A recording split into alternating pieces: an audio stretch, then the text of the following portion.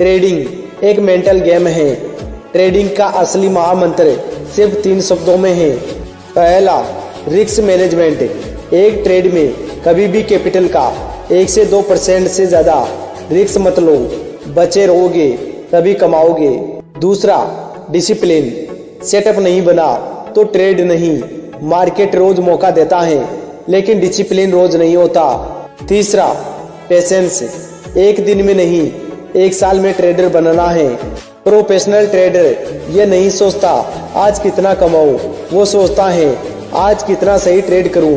Process सही होगा, profit अपने आप आएगा। मार्केट को जीतना मुश्किल है लेकिन खुद को जीत लिया तो ट्रेडिंग आसान हो जाएगी। जो ट्रेडर डिसिप्लिन सीख गया उसे मार्केट रोक नहीं सकता। याद रखो, स्लो ट्रेडर यानी successful trader.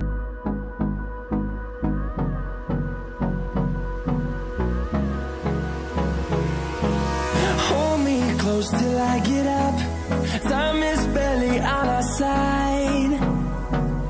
I don't wanna waste what's left. The storms we chase are leading us.